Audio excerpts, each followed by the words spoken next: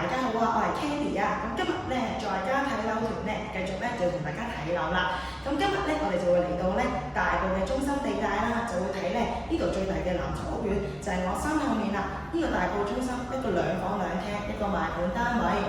咁啊，大埔中心咧全期咧都係新鴻基發展啦，咁但係佢入伙年期咧都係84到86年左右，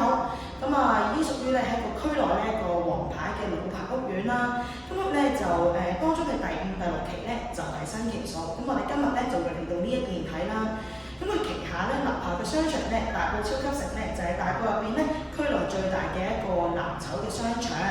咁佢咧本身咧就接獲咗咧隔離屋苑嘅商場啦，咁所以變咗咧就衣食住行嘅配套就非常之齊備，咁啊有好多唔同嘅餐廳啊或者咧商店進駐，咁就算咧打風落雨咧落街咧都唔需要擔心，都唔需要大遮咧，就已經可以滿足咧生活嘅所需。咁我哋事不宜遲啦，即係同大家咧喺附近咧行個圈先啦。咁呢個屋苑多咗之後咧，我哋就即刻咧上翻嚟呢度睇嘅。咁咧，大埔中心咧嘅外貌咧就係咁樣嘅。咁佢所有座數咧都喺中心點啦。咁啊，大家咧都已經係一個小區形式咁樣。咁而家你望到啦，下面嘅 L2啦，就係咧商場啦。咁附近咧都好多休憩嘅設施啦，咁啊兒童遊樂設施啊，或者咧呢度行翻過去咧，其實10分鐘內咧就已經去到嘅大埔嘅海濱公園。咁啊有好多公園啊，或者你有時小朋友放電啊、玩韆鞦咧，都有好多空間。咁呢度行翻過去啦，就有一個巴士站啦。咁啊有啲咧出去九龍啊大角咀嘅車啦，或者咧有架 K12咧就可以接駁到咧大埔區嘅港鐵站。咁如果你坐翻港鐵咧就係免費轉乘。咁啊大堂環境咧就係咁樣嘅，咁佢咧就有2部 lift 啦，咁啊層層停嘅。咁我哋就上翻個單位啦，咁呢個單位咧實用咧就係384尺啦。一入到單位啦，就係一個兩邊廳，咁啊女字形咁樣嘅，但咧中間個位咧就唔會話好逼，咁所以咧整體嚟講咧嗰個採光度咧就唔會話咧好多嘅視線受阻啦。咁呢度咧就係客廳位置啦，咁啊可以呢度咧就可以擺翻個3座位嘅 sofa， 咁啊擺埋按摩椅或者咧做埋貴妃椅咧，其實都夠位。咁另外啦，就呢度嘅對面啦，就可以做翻咧一個電視嘅掛牆，或者做個薄薄嘅電視櫃，咁變咗你依個空間就可以完全咧利用咗做客廳啦。咁另外嗰邊啦就可以做飯廳啦，咁啊餐台可以擺喺呢個小窗下面，或者咧擺翻喺入門口嗰度都得。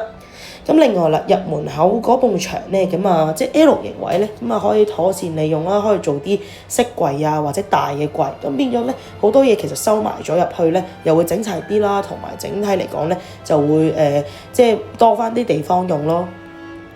咁啊廚房啦。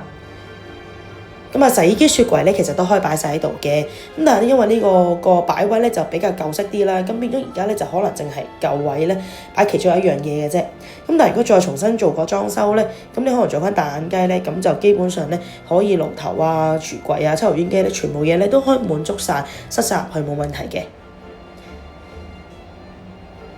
咁或者你可以剝咗埲牆啦，做個少少半開放式咧，個空間感都會再提升到。咁啊廁所啦，咁啊啲2手樓多數都有窗係通風嘅，咁啊已經做咗企缸。而家咧個洗衣機位咧就擺咗喺呢度，咁啊做揭蓋式嘅。咁但係如果你譬如想個企缸位多少少咧，咁你嗰個洗衣機可能就擺翻喺廚房位，咁就會即係呢度個位置就會再闊落啲啦。咁啊呢個單位咧就有2間房啦，咁2間房其實咧就眼鏡房咁嘅設計，咁啊即係所有門咧都可以翻去廳度啦，就大細比較平均啲嘅。咁呢個咧就第1間房，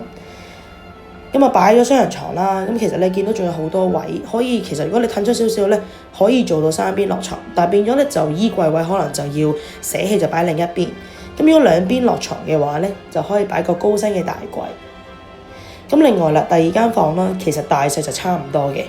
咁如果你譬如人數咧，家庭人數唔係太多咧，呢邊就可以做書房啦。咁你利用埋窗台嗰個位咧，就可以做咗好大張嘅台，咁望住個美景，同埋呢度咧就可以譬如做客房、書房或者衣帽間都得。咁但係如果譬如要住人咧，呢度咧單人床都可以擺得落嘅。